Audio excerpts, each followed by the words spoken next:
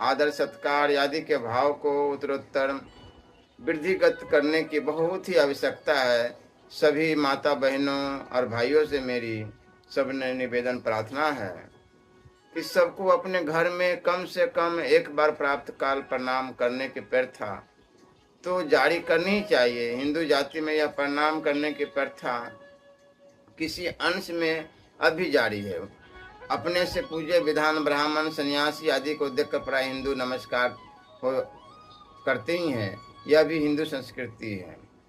सद्गुण सदाचार का सेवन काम क्रोध लोभ मोह दंभ घमंड राग द्वेष ईर्षा कपट अभिमान अहंकार क्रूरता निर्दयता अज्ञान संशय भ्रम निद्रा आलस्य विक्षेप चिंता शोक भय उद्वेग बैर कुटिलता निचिता नास्तिकता अश्रद्धा आदि दुर्गुण तथा छल छिद्र झूठ चोरी डकैती व्यभिचार अनाचार अत्याचार मांस भक्षण मद्रापान मादक वस्तुओं का सेवन जुआ हिंसा प्रमाद उड़नता आदि दुराचार है।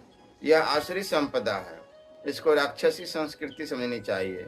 यह सर्वथा घृणित और त्याग करने योग्य है तथा इसके विपरीत जो क्षमा दया अहिंसा शांति संतोष समदम भक्ति ज्ञान वैराग्य तेज विनय समता सरलता धीरता वीरता गंभीरता निर्भयता और निर्भिमानता निष्कामता हृदय की पवित्रता निर्लिप्तता आस्तिकता श्रद्धा आदि सद्गुण तथा यज्ञ दान तप तीर्थ व्रत उपवास सेवा पूजा आदर सत्कार सत्य भाषण ब्रह्मचर्य का पालन स्वाध्याय परोपकार माता पिता गुरुजनों तथा दुखी अनाथ आत्रों की सेवा आदि सदाचार है। ये देवी संपदा के लक्षण है और अंत काल से श्रेष्ठ पुरुषों में स्वाभाविक सिद्ध चले आ रहे हैं। यह है हिंदू संस्कृति।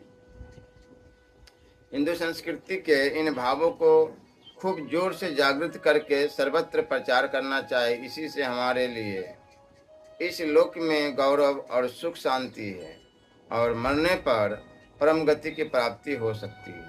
ये हिंदू संस्कृति के भाव सने सने विधर्मी और विदेशियों के कुसंग और शासन से बहुत ही दब गए थे, जिससे हम लोग का पतन होकर पराधीनता आ गई थी। उपयुक्त भावों की पुनः जागृति होने पर उससे असली स्वराज्य की प्राप्ति हो जाती है। फिर हमारा इस लोक या परलोक में कहीं कोई भी प्रभाव नहीं कर सकता।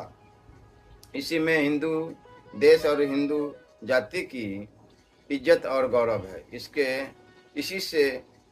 इसी के